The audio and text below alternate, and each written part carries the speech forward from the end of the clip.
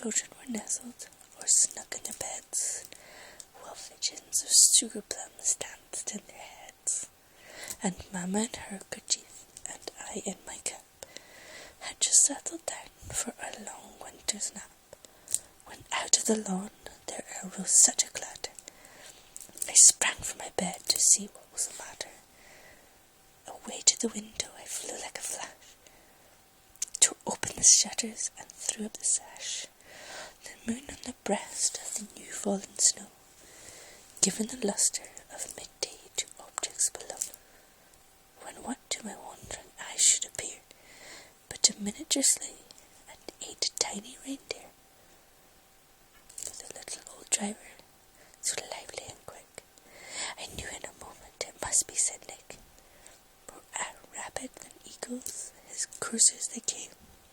He whistled and shouted, and called them by name. Now Dasher, now Dancer, now Prancer and Vixen, on Comet, on Cupid, on Donder and Blitzen, to the top of the porch, to the top of the wall. Now dash away all, as dry leaves that before the wild hurricane fly, when they meet with an obstacle mounted to the sky. So up to the house, top the curses they flew, with the sleigh full of toys, and St. Nicholas too. And then in a twinkling, I heard on the roof the prancing and pawing of each little hoof, as I drew my head and was turning around. Down the chimney St. Nicholas came with a bound.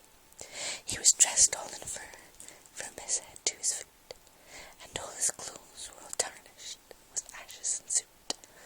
As bundles of toys he had flung on his back, and he took like a peddler, just opening his back.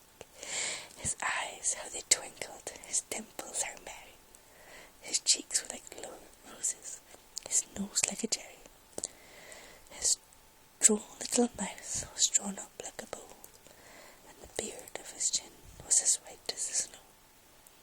The stump of a pipe he held tight in his teeth, and the smoke, it encircled his head like a wreath.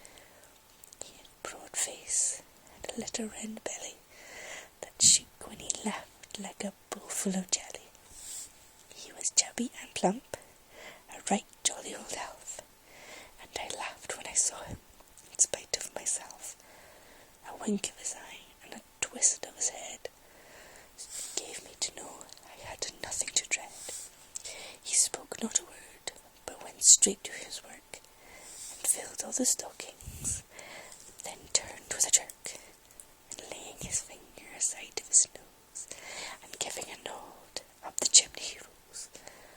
He sprang to his sleigh, to his team gave a whistle, and away they all flew, down, like down of a thistle. But I heard him exclaim, ere he drove out of sight, Happy Christmas to all, and to all a good night.